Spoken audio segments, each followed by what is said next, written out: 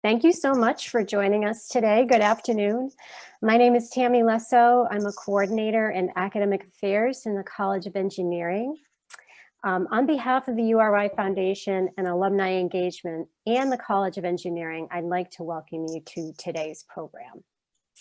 The URI ENGage Alumni Spotlight Series is designed to bring attention to many successful alumni from the College of Engineering, by highlighting their career paths, providing inspiration and sharing their knowledge and experiences with students and alumni. We are delighted to have Kenny Sulaimon from the class of 2016 as our third speaker in the series. Kenny is currently a product manager at Google, and we are excited to learn about Kenny's career, hear his advice to students and alumni on the call today. The discussion today will be moderated by Wilfredo Tangui, class of 2018, a biological sciences major with minors in Japanese and leadership studies. Will was selected for the Fulbright Award during his time at URI and is actively pursuing medical school.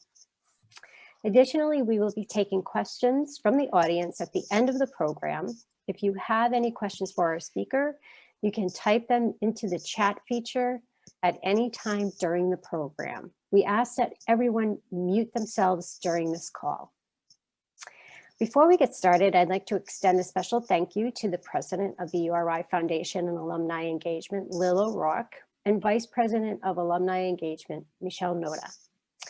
Many thanks for your support of this program and for joining us today.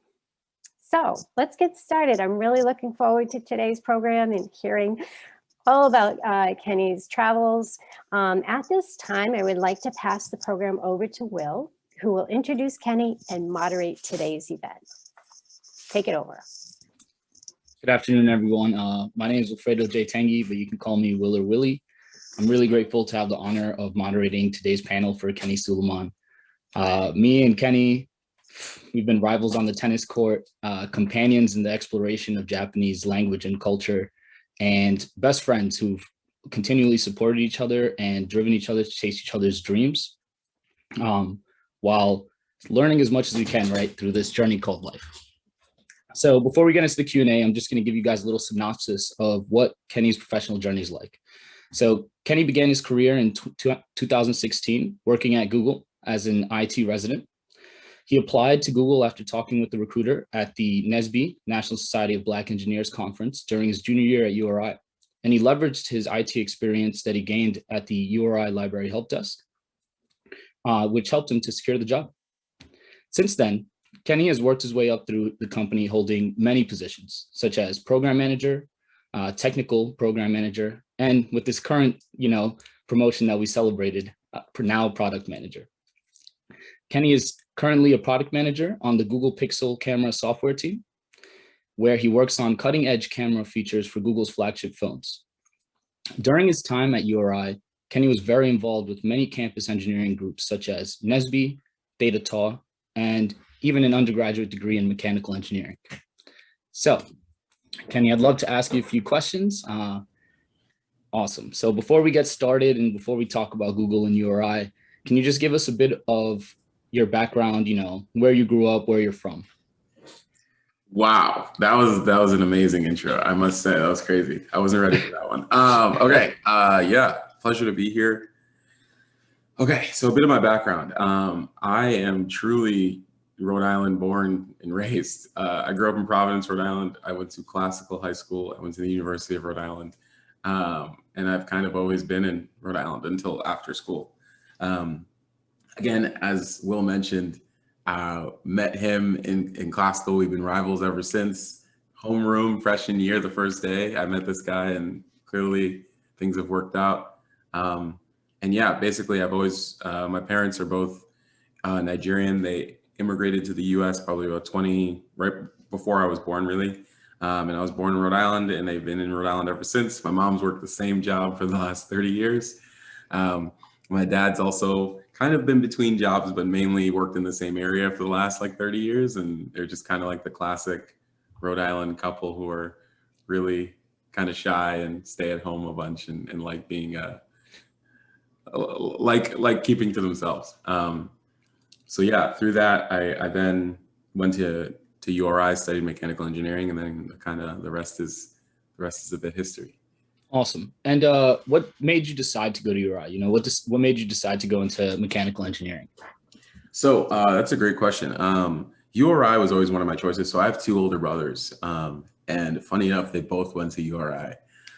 So it was impending doom from the start, or I should say, impending fun. I knew it was probably a good idea. Because I had this foundation at URI already. I had friends who I knew were going from my school. I had my brother's kind of classmates who would help me, you know, in my classes, etc. So I knew that was coming. The reason I chose mechanical engineering, funny enough, I wanted to build roller coasters. That was it. That was the thing. I was like, you know, I'm going to build roller coasters one day. I clearly didn't achieve that goal, but but I think I learned a ton. And the reason that always like spiked my curiosity was just they were super fun. And as a kid, I loved going on them. So I remember famously I asked my brother, hey, I'm going to URI. What should I study? I want to build roller coasters. And he's like, well, you got to study mechanical engineering. And I was like, okay. Pretty simple story, but it's gotten me a long way. Yeah, I remember high school days. We had a little senior thesis project, and on that day, Kenny was building an entire roller coaster set. I mean, this thing was 6 feet wide, like 7 feet tall, and it was really interesting because, you know, it went from engineering roller coasters to now Google. So going into that, you know, how did you start working at Google, right? How did that change happen? It's an interesting story. Honestly, I think I want to start the story by saying, like, I never thought in a million years this would happen. Never thought that. I've always seen Google as this like kind of, you know, magical spaceship that like flies in the sky and it like abducts like the smartest people on the planet to join this coalition. And I was like, yeah, there's no way I'm getting in there. So during college, I was really involved in these groups, as you mentioned, like National Society of Black Engineers, Theta Tau. And one of the times when I went to the National Society of Black Engineers conference, they have a bunch of these conferences around the US every year.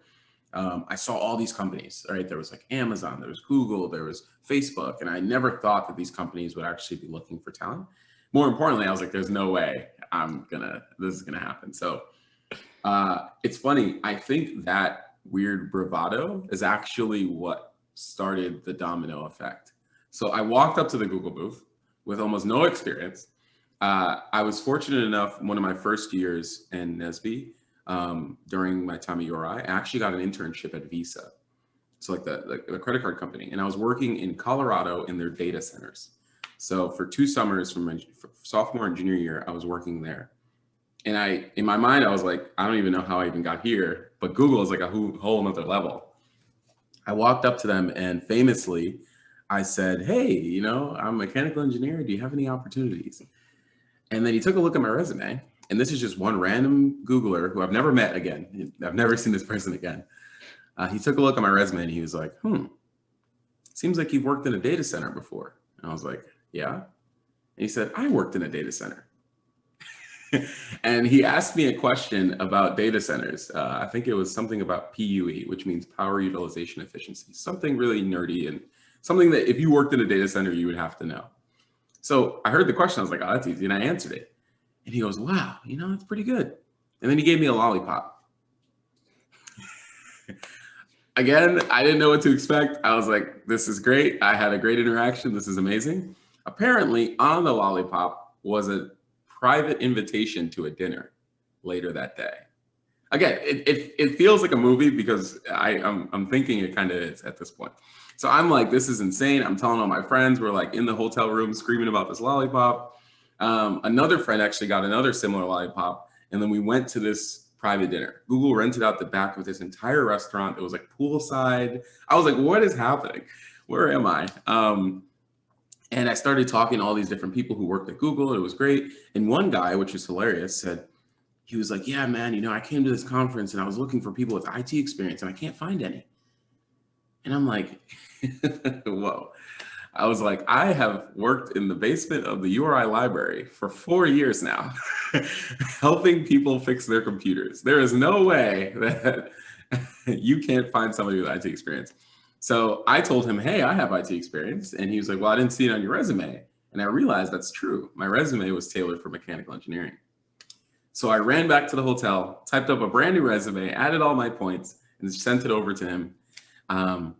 I got an email back 2 weeks later asking for an interview. 4 interviews later, I somehow got it. So it was a very kind of serendipitous, it all started with literally a lollipop. That's kind of the thing I say. And it was pretty crazy.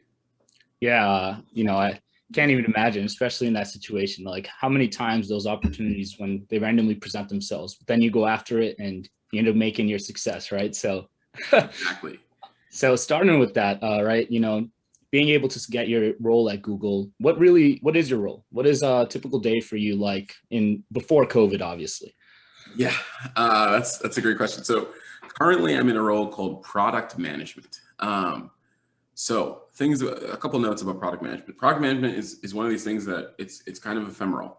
You can't go to school for product management. It's one of these things that you have to like kind of work into. And I actually think that's pretty prohibiting. Like, I want to tell as many people as possible about my role because I love it so much. But more importantly, it's something that's very achievable. So product management basically is you are the quote unquote CEO of a product. So from the beginning stages of you sitting in a room full of engineers, like, hey, Google should build a phone.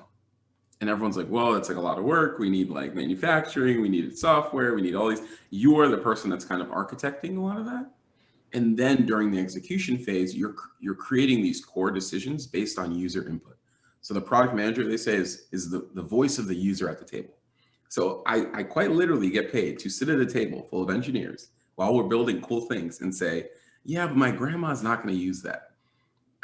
Or like, yeah, but like, I know I have friends back home and they're like, that's not how people think about things. It's interesting because as we build products, especially at the scale of like Google, engineers really think about things in very technical terms. Like, wait, we have this cutting edge technology that if we put into the phone, we can do this crazy cool thing. And I'm like, yeah, but is that what people are asking for? Is that what people actually want? So that's kind of my role. So I sit in that kind of corner between engineering, sales, like management, and all these different kind of parts of the company. And I'm kind of that person that's supposed to launch this thing, bring this thing from infancy to launch, but also be the voice of the user at the table whenever we're making big decisions. So awesome. I love the role. It's the minute I found out about it, I was like, this is it. This is me. I mean, I'll be clear. I love engineering. It helped me. I was definitely not the best straight A, like 4.0 student. I did pretty well, but I think a lot of my time, I realized engineering was really hard, and I leaned a lot on my friends, and more importantly, I leaned a lot on the connections I made at URI to get me through some of these tough classes. Like if I knew how to do differential equations, but you knew how to do thermodynamics, we would kind of swap, and I would teach you this and you would teach me that. And through that, I learned a lot of networking. And I learned that like one of my best skills is, okay, I need to get to this point. How do I get there? Okay, I can talk to him, her, and this, and bring these people together and we'll get there. And when I found out about product management, it was like the exact same thing, but now for like really cool products that I really like to use. So that's awesome. That's awesome. Yeah, I mean, that team-based learning, it really teaches you a lot about yourself, teaches you a lot about what else is there, what are these skills that I can gather, and then, that's just incredible, especially how you add that to your portfolio to do better in your position. Yep. So with that being said, what are some other fun facts about Google? Other things that have given you even more to grow as a person? This is a good one. There's a ton. Wow. Google is kind of a ridiculous company. Like in the history of the earth, it's kind of a ridiculous company. And it feels crazy, but it's only about 23 years old. Like I remember a couple years ago on campus, there was like a 21-year-old birthday party for Google. And like, they were like, Google can finally drink. It was like a very interesting, but a few fun facts is the culture is super open. So there's this thing that's pretty big at Google. It's called imposter syndrome. And basically this makes you feel like when you get to Google, you meet some of the smartest people you like literally in the world. And more importantly, when you start to work with them, you realize like, wow, this person's so brilliant. And you could start to almost feel for yourself like, whoa, you know, is there somebody else named Kenny out there that my application got switched with? Is this it? Is this actually supposed to be me? And one of the things that the company does to combat this is it's so open. So open in a sense of you should be able to ask any question. And more importantly, what I've learned is if you are actually curious about something, everyone is so open to tell you and teach you what they know. And that's what makes it so cool. For me, I'm really curious about phones, but like some of the inner mechanisms and workings of the phone, I didn't know. So for me, I'm super curious. I'd go up to engineers and be like, I'd sit down with them and be like, how does this actually work? And they're like, well, are you ready? I'm like, yeah, I'm ready. Tell me everything. And we'd sit there for hours talking and like, I ask questions, but for them, they see that as like fun, right? They care about like, you know, spreading their knowledge. But for me, I'm learning so much. So one of the biggest fun facts is it's open. Kind of a cooler fun fact, I guess, is they have a lot of money. Yeah, it's kind of like crazy. It's kind of like, it's a good thing. It's a good thing. But I think a lot of it is spent on the employees. So back in the old days before COVID, there was like 3 meals a day, massages, bowling alley, batting cages, arcades. There's this thing called G-Ride where it's like Uber, but it's only for Google people, where you can call a car and it will just come pick you up and take you to any part of it. It's ridiculous. It's just a lot of this ridiculous stuff. But one of my favorites, and this is an insider story that you probably only know if you work at Google. So here you go. 10 years ago or 12 years ago, this is around 2008, 2007. Every year Google did this thing called a holiday gift, and every employee in the company would get a gift during the holidays. Sometimes it was like, you know, something really simple. I don't know, like a card or something at your desk. And again, the company was much smaller. The company was probably about 30 to 40,000 people at the time, worldwide. Right now it's around 120. So during the old days, when it was like the holiday gift, in 2008, the company did really well. And obviously the rest of the US and the world kind of didn't. But the interesting part was they decided to give a holiday gift that was quite literally $100 in cash to every employee. So or actually it's $1,000, sorry. So literally, and I mean this, all the employees left the buildings of the campus, went to a truck, an armored truck that rolled onto campus, and literally they just handed every employee an envelope full of $1,000. So on paper, it sounds amazing. Security-wise, it was horrible, right? People were going home. They all knew they had this envelope. It was like kind of a crazy day. But it's definitely one of the most infamous / ridiculous things that's happened at the company that like is very a fun fact, I guess. They used to literally just give it out. That's a crazy story. I think I'm sure nobody could imagine that happened. That's awesome though. That's awesome. Yeah. So I mean, obviously it's Google. Obviously you get a lot of these perks. And I'm sure that we've talked about it a lot, but you've gone to travel a lot, right? And with that traveling, right, what's some of your experience, some work experience you gained from traveling, some life experience you gained from traveling? I know you got to visit one of your dream places since you were a child, Diane. Yeah. It's cheating. I like that. You seeded that one pretty well. Yeah, so my last role, I was a technical program manager, and I was still working on the Android phones. And a lot of Android phone manufacturing is done overseas in Asia. So places like China, places like Taiwan. So naturally, I got to travel quite a bit. So I've been to Taiwan, China. I've been to, a bunch of places in the US. I've been to the UK, London, all for work. And traveling with Google for work, again, is pretty glamorous. I'm not gonna lie. But one of the biggest things for me that I learned was it gave me this worldview.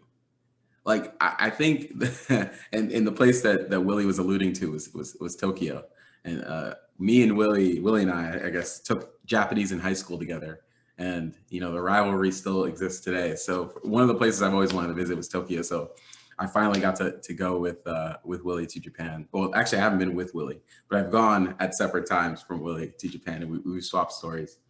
And yeah, so one of the things that it taught me was this worldview, and by worldview, I mean, there's a moment when you're traveling and you're traveling abroad and you're walking around. It could be something simple, like you're at a vending machine, you're walking around the streets, where you kind of look around and you're like, wow, I am in Tokyo, Japan.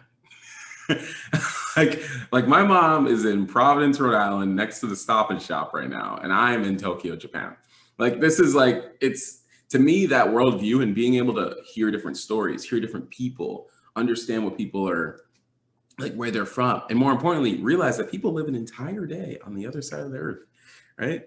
And like have their own problems, their own stuff, and they'll never even know that you exist. Gives you kind of a perspective that for me was invaluable, and it's kind of now informs a lot of how I look at the world and decisions I make. So.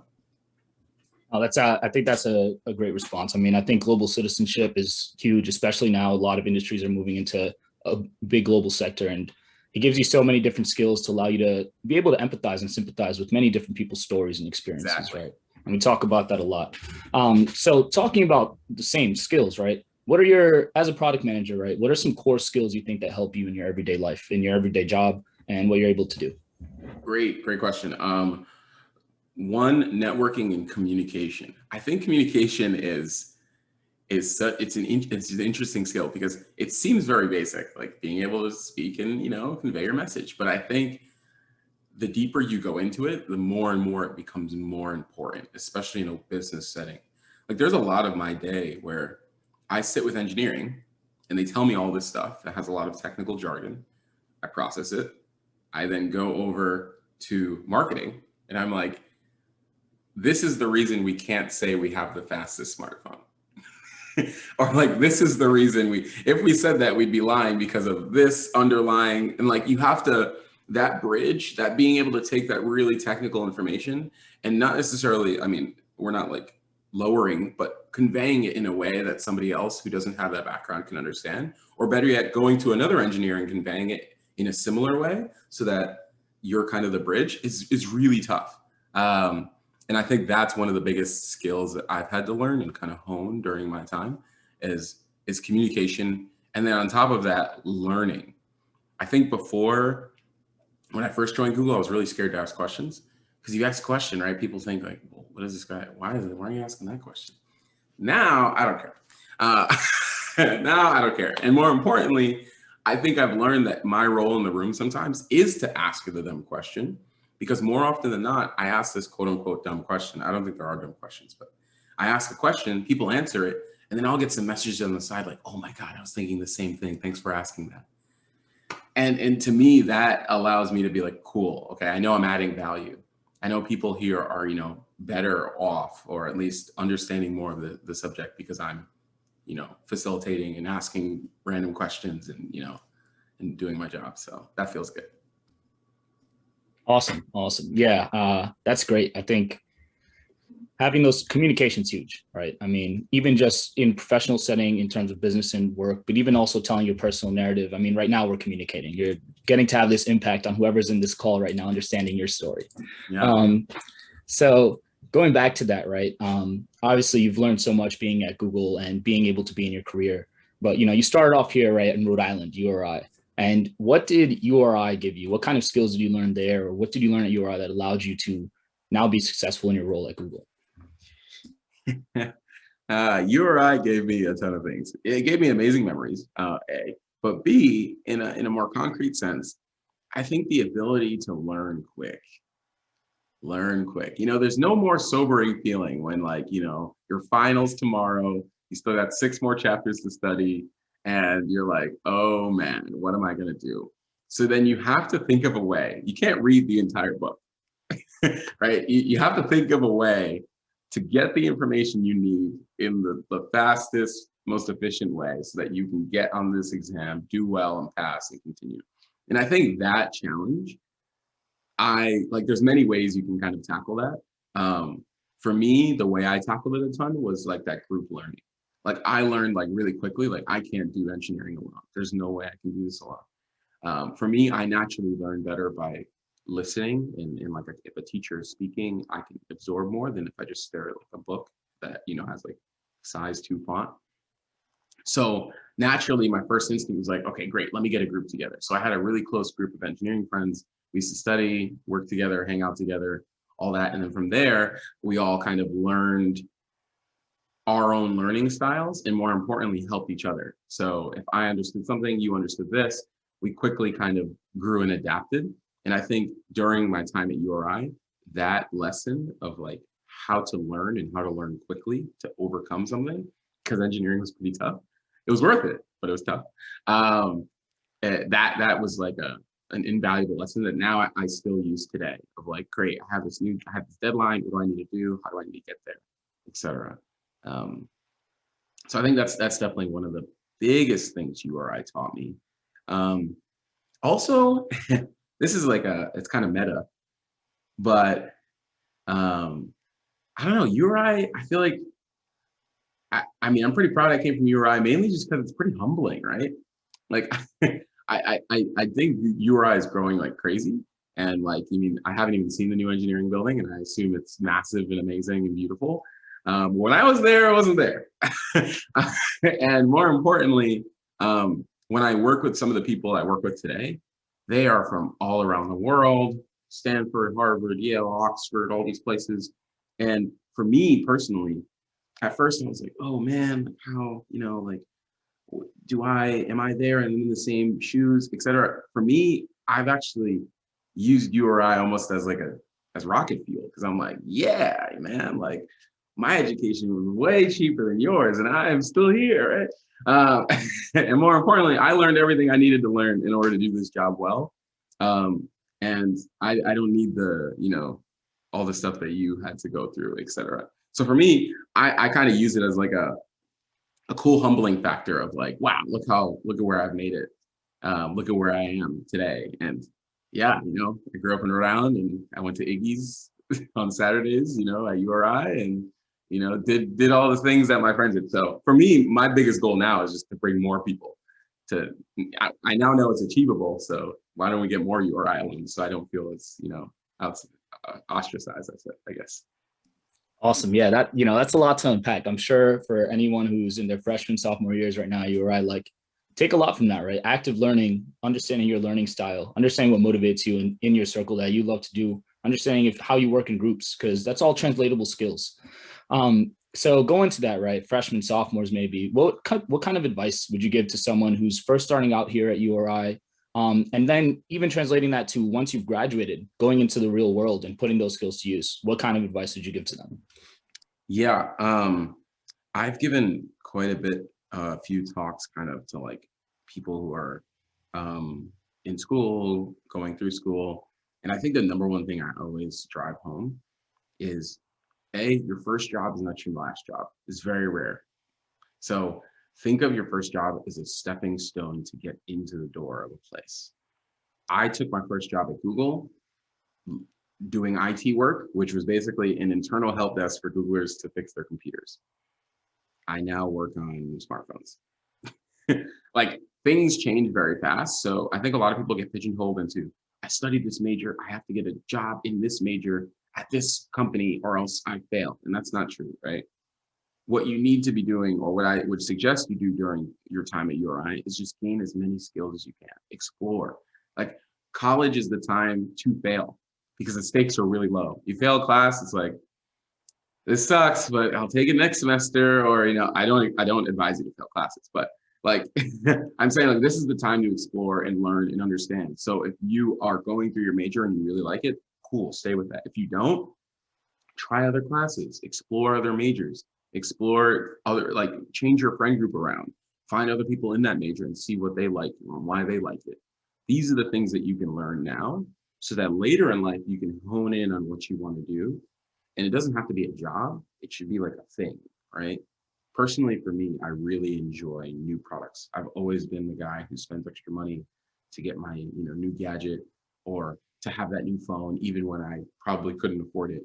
And for me, that was always like a pillar in my life. I knew that. I knew I really liked cool gadgets. So when I finally found a role that was like, well, you can get paid to work on cool gadgets, I'm like, this is done.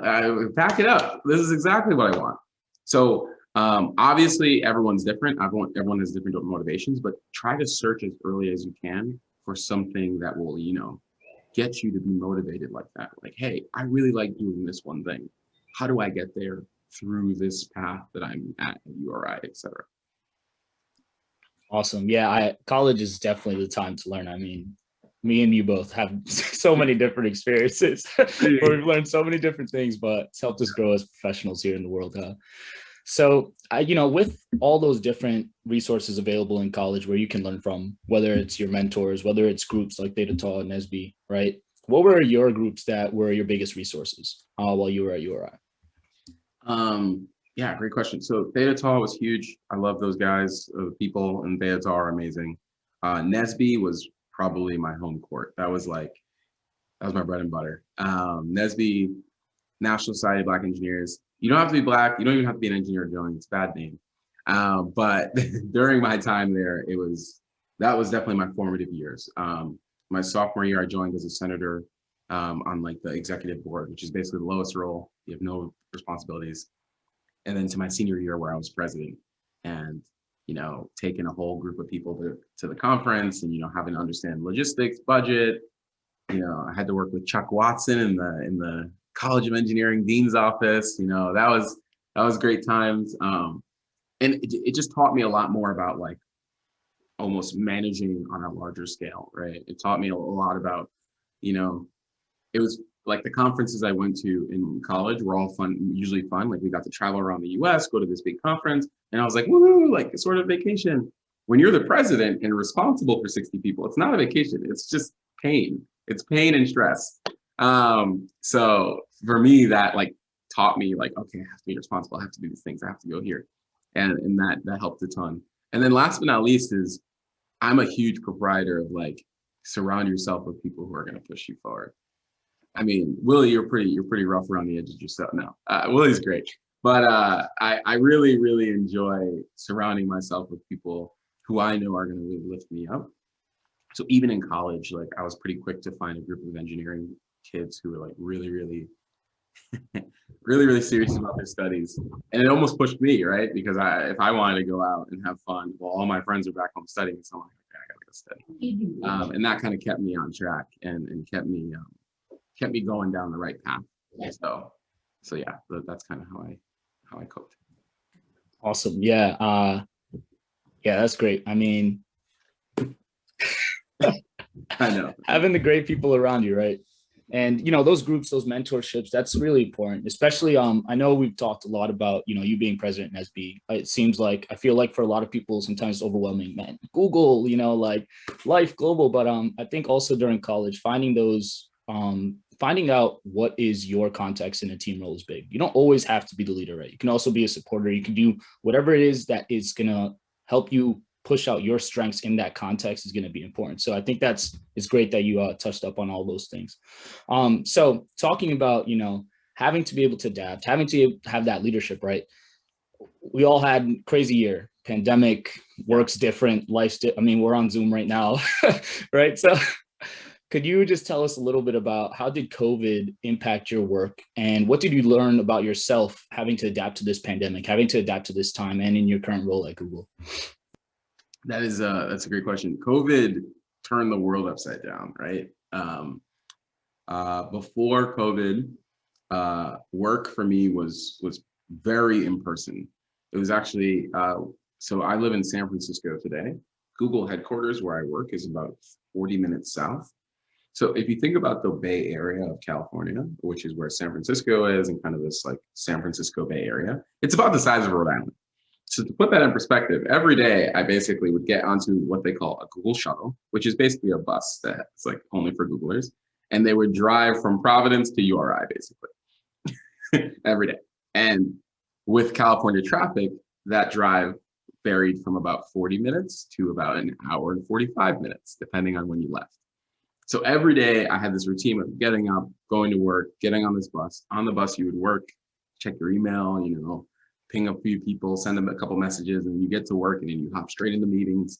You do all that stuff, eat food, go, and then before you know it, it's 5 o'clock, 6 o'clock, and then you can either go to the gym on campus or you can go home, etc. So I had this whole routine set up, and COVID came with a hammer and just destroyed all that, right? So as of Google now, Google is like, has been fully remote basically since last April. And I had to really recalibrate. I'm an extroverted person, if you haven't noticed.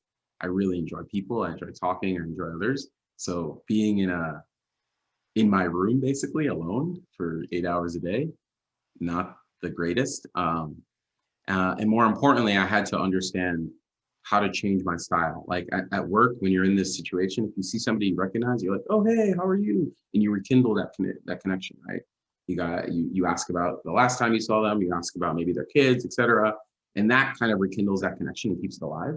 In COVID, you have to be very intentional about that. I have to put some time on your calendar to talk.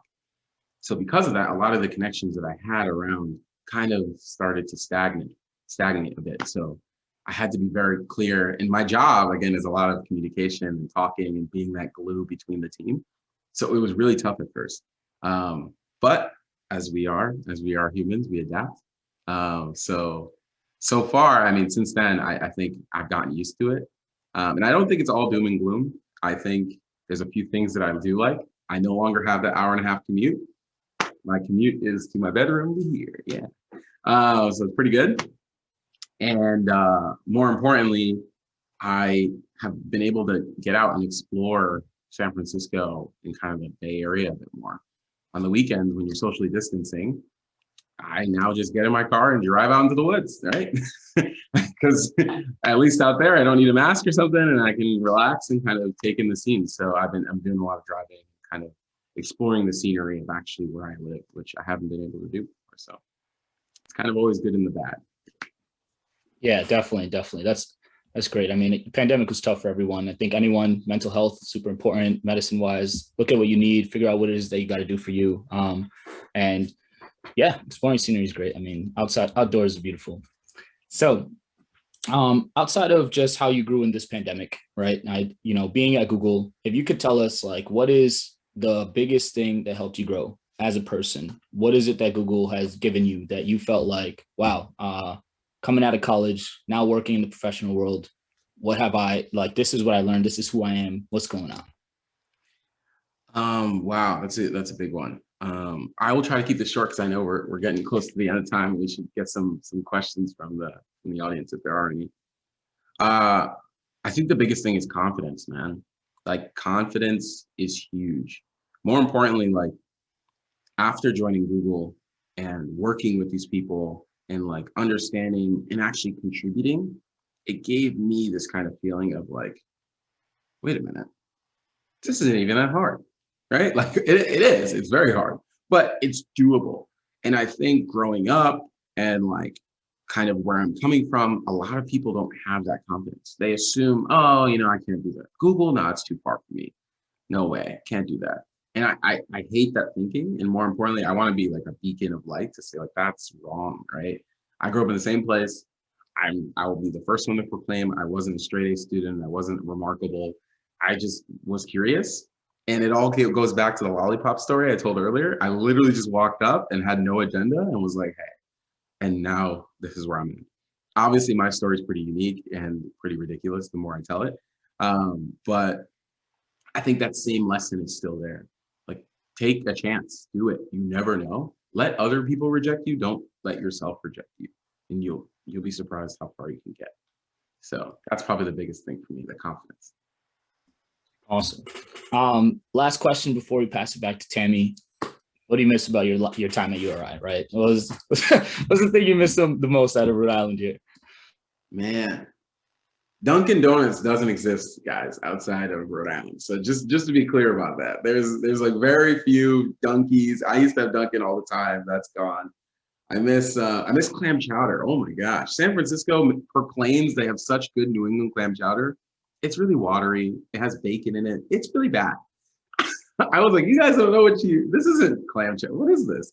So a lot of the food, a lot of like, obviously my friends, right? You don't realize while you're in college, that's some of the years where you have like some of the closest people around you, right? And they're, 2 dorm rooms away from you. When you're in the real world, right? Your best friends live across the US and you can only talk to them on Zoom, right? So for me, I really miss a lot of that friendliness. Also, just being open. How URI was just like walk around and you might see somebody, you might run into somebody in the dorm, and before you know it, you're in somebody else's dorm and you're hanging out and you're meeting new people. That is not normal outside of the college grounds, or even I would say URI grounds. So cherish it while you're there. And then obviously I miss the food as well. Good food in Rhode Island that I definitely miss. Awesome. Alrighty. Well, Kenny, again, thanks for all the questions.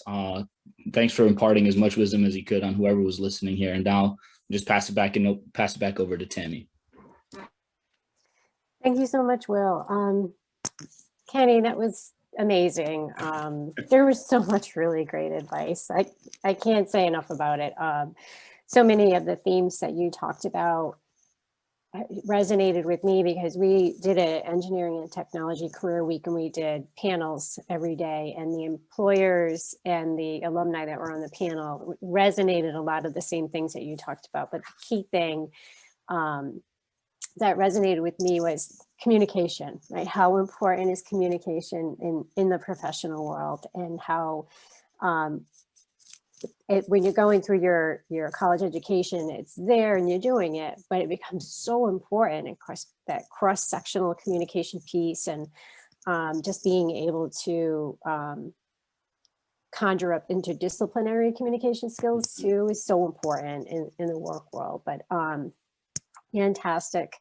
What I want to say to everyone in the audience, we have about 25 folks on the call right now. So Kenny is here for about 15 more minutes. So we would love for you to put some questions in the chat for him. He's got a wealth of information to share with you. We went over some really interesting topics. Again, that communication skill, but the networking piece was huge. We talk about it all the time with our students. It's all about the networking, right? Connecting with alumni, connecting with friends, connecting with professionals to help you along with your career. And the other piece that I thought was really interesting, because this has come up a lot lately, is the imposter syndrome. Yeah. Right. And so there was actually someone in the IEP office that did a program on imposter syndrome, because you're getting, right, a lot of these students are getting ready to launch their careers, and there's a lot of concern. Am I going to be ready? Am I going to have the skill sets to be successful? That fear of failure, all of that. And what was so wonderful to hear you say was, everybody at Google, and this is true with a lot of employers, but everybody at Google embraced your curiosity, right? So there aren't any dumb questions. All those questions are great questions, and to have to be able to feel confident enough, right, to ask the question is key. Because once you're confident enough to ask those questions, you get over that hump, and you find these people are there to mentor you and support you, and everybody wants to see you succeed, right? Mm-hmm. It's sort of like the first time that you go and do a presentation, you're a little scared about it, but everybody in the audience, they tell you all the time this in public speaking, right, wants to see you succeed. So I think it's the same thing. In terms of getting over that imposter syndrome, is just knowing everybody wants you to be successful, but you have to approach. So we have a comment and a question from Dr. Burka. She says, Kenny, I loved your comment on life skills such as curiosity, not being afraid to ask questions, networking. How about your ability to engage with people across intercultural borders? How important is it to work in a diverse environment? Again, Dr. Burka, thank you for the question. Amazing. And massively important. Wow. Across cultural borders. So one thing I sometimes highlight about Google that is pretty baffling is, I think in tech in general, diversity is a huge issue, and that's why they're investing a bunch into it. Google itself is about 4% Black and 1% in engineering. So I finally made it, guys. I'm in the 1%. I did it. No, not the same 1%, but it is massive. So a lot of the things that I do and also work with is a perfect example. I work on Pixel camera today. So the Google Pixel phones, the cameras. One of the biggest issues is we make these insane machine learning models to basically model. Basically, we feed a bunch of images into it and we say, hey, these are good images, these are bad. So in the future, when you're on with your own phone, you can take a picture and that image will then recorrect itself to what it believes is a good image. Well, if all of this test subjects are the people who work at Google and their families, and the people who work at Google are 96%, you know, or like white or Asian, you then get a skew, right? So then other people who use the phone don't get the same experience. So one of the things that I really enjoy and kind of love to at least partake in is helping with this in any way I can. And that means like being a person in the room who is not only just an engineer and a product manager, but also a person who has different background experiences, diverse background experiences. And even simple things of like, most of these people who I work with are from California, and like, you know, every day they're used to the weather being, you know, 70 degrees every day and, you know, hanging out. So when we think about products, a lot of that bias gets banked in. And I'm like, wait, guys, like, this is not normal. Like, I used to walk up the hill at URI in snow. Like this, we have to build this so that anybody can use this, et cetera. So I think, the cultural piece is huge. Me having my background and being where I grew up, Providence is very diverse. It's helped me a ton. But also just, I make a deliberate stance to actually bring that lens into the room when products are being made to make sure that we're not leaving anybody out. Because the better a product is for everyone, in theory, the better we can sell it as well. So. That's great. Appreciate that. We have another question from Shamar. Mm-hmm. How exactly did you work your way up? Did you just do a good job in IT and they offered you the promotion, or was there more to it? Great question. Yeah. I will say, I will plug, I did see Bob Beans in the chat. Huge fan of Bob Beans. He's awesome. Bob is awesome. And he is the leader of the help desk. So if you do want an IT job, go talk to him. But I quite literally, yes, I worked my way up. So at the IT help desk, there's this thing called, when you join, you're an IT consultant, then you can become what they call a team lead. So for me, I became a team lead very quickly. A, because I liked IT, sure. B, because you get paid more if you're a team lead. So I was like, this is it. I gotta do this. I need, you know, some money. So I really took all these exams and these quizzes, what they call like qualification kind of tests, to get to as far as I could so that I could learn a bunch. Along the way, I picked up a ton of knowledge. And actually, during my junior year, I believe, and my senior year, I actually switched roles and went to work at housing. So this is a secret. At housing, the housing org has like an IT kind of sector. It's called network administration, they called it. And it's basically 3, I guess maybe now 4 people who just run all of IT for housing. During my time at housing, I took that job because it gave me free housing during the breaks. That's the secret. I also learned a ton, right? Because everything we built in-house, everything we did. So a lot of the skills I took from the IT help desk were base knowledge, fundamental skills that helped me grow. And then I went to this network administration job where I had to kind of build on top of that knowledge. And it was like, basically assumed that I had that knowledge. So it's kind of went hand in hand. So I used that data and all that stuff I learned to then basically go through the interviews. And the interviews, which is funny, I thought they were going to be pretty rough, but it was a lot of the same IT help desk experience that I asked for, or I was looking for. So a quick example is like one of the first interview questions they asked me was, you know, if you don't have internet, you have internet at work, you go to a Starbucks, you have internet, you get home, you have no internet, what's the problem? Like for me, I'm like, this is, so many people from the URI help desk did the exact same thing. So a lot of the same troubleshooting skills, a lot of the same kind of working through the problem, communicating the problem, asking questions. that's exactly what I did at HelpDesk. So when I got to the interviews for Google, I was like, is this it? Kind of like, is that it? So don't underestimate just an IT job, I would say. I love that. Yeah, because I'm sure that I'm surprised there aren't any questions in the chat about how did you get through the technical part of the Google interview, but that hasn't come up yet. So thank you for heading off that question. So we have a question from Dave. What is one way you build your confidence in regards to communication in your work life? Great question. I would say the easiest way to build confidence in the workplace is to start small. So I had a great mentor / manager. I joined this brand new team. I was just minted as a program manager. Bob's in there. Thanks. You're welcome, man. Minted as a program manager, and I didn't know what to do. And I came to these meetings and I literally didn't understand anything they were saying. And this manager told me something I'll never forget. She was like, if you don't understand what people are saying, this is the best time to just take notes. If you don't understand what's going on, you want to add value as fast as possible, become the note taker, because you instantly add value. People are like, well, oh yeah, Kenny took some notes. These are some good notes. Thanks for taking that. Nobody wants to take notes. So you kind of do that job. And more importantly, she said, you write the narrative. Years later, when everybody's out of that room, whatever you wrote is what happened in that room. So you have a lot of power, and you have to take that responsibility to say, hey, you know, this is what's going on. And it also makes you learn things very quick, because when you start writing things, you don't know what that means. You look it up, you ask people, etc.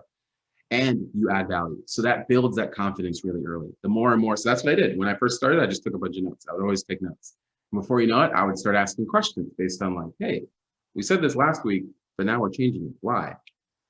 And then as the questions asked, you know, you start to get more into it. And then more importantly, more people are like, yeah, you know, Kenny knows what he's doing. He's great. He's asking all the great questions. And I'm like, I'm just taking notes. So that's my advice. If you're not too confident, just start with taking notes and then build up your confidence there. Great advice. Yeah, you're right. Not a lot of people like to take notes, but I'm a heavy note taker too, and I learn a lot from it. People always come to me. So we have a question from Lewis, and his question is, how do you continue to grow and develop as a leader? Wow. Is that Lewis Tennis? I think that is Lewis Tennis. It is. Pretty good. I like that kid. How do you just continue to develop and grow as a leader? I think one of my other mentors when I was at Visa gave me this great quote. He said, the best leaders or the best like CEOs have a window and a mirror. When things are going well, they look out the window at all their like employees in their company, and they give the praise to them. When things are going bad, they look in the mirror. So I kind of try to live in that way, in the sense of, as I do things, the number one thing I try to do is give back as much as I can. The best leaders will never even call themselves a leader. Other people will call them a leader. So for me, that's kind of the philosophy. So for me, I'm like, sure, quote unquote, I guess, if you want to classify me as a leader, I guess, I don't know. But for me, I'm more like, any chance I get, I'm always going to try and give back to the people who helped me, and also try to bolster other people up. Because I can only go as, I guess another quote, I'm full of quotes today. Another quote is like, you know, alone you can go faster, together you can go further. It's the same kind of message. So yeah, that's, I guess, that's my piece of advice. Just bolster those around you, and slowly but surely, if you do it in the right way, you might find that you're a leader as well. Amazing. Yeah. So Dr. Barker asked if you would feel comfortable sharing your email address with students interested in working at Google who could not attend. And so if you want to, Kenny, just send me that information. Oh, I have it. Yeah. I have it. Absolutely. Okay. All right. You're okay with that. And you're on LinkedIn as well. Yeah, and on LinkedIn. LinkedIn, you might even get a response faster. My email is nightmare. For anybody that's on the call, that's how I connected with Kenny too, was through LinkedIn. So, and he was pretty responsive. I can attest to that. Thank you so much for being responsive to your LinkedIn. But we are just about out of time, sadly. I just want to say thank you so much for joining us today, Kenny. It's always a pleasure seeing you. I want to personally invite you back to campus and give a tour of the engineering building. You'll be amazed at this thing. It's just kudos to Dean Wright for being such a diligent advocate for that building, because it's there and it's being used, so it's wonderful. But what I really want to say is your time here was thoroughly enjoyed. Your story is so interesting. Your career at Google is admirable. And it's so wonderful to see the trajectory to, you know, starting off where you did and ending up where you are today. And I know that there's a lot more to come too. So that's excellent. So that's also my lead into like having you back. I'd love to. But yeah, a huge special thanks to Will Tangui. Will, it was such a pleasure to have you on the call today. Obviously, you two have a lot going on, and it's so good to see that connection. That really makes this whole event a little bit more special when we have two friends chatting, right, over coffee. Thank you. And we are so fortunate to have both of you in the URI community. That's wonderful. And to those of you that joined us on the call today, thank you so much for taking time out of your busy day to join us here today and hear Kenny's story. In the coming days, you'll receive a brief survey about this program. So please complete the survey and share your thoughts on today's program so that we can bring you more ENGage alumni speakers. We are excited to offer the ENGage Speaker Series for the 2021-2022 academic year. New speakers will be announced in the late summer, early fallish. And with that, what I want to say is one more time, thank you so much, Kenny and Will, for being with us here today. It was such a pleasure. And for everybody else on the call, we want to say thank you for spending time with us. Have a wonderful, healthy, and safe summer. Take care, everyone.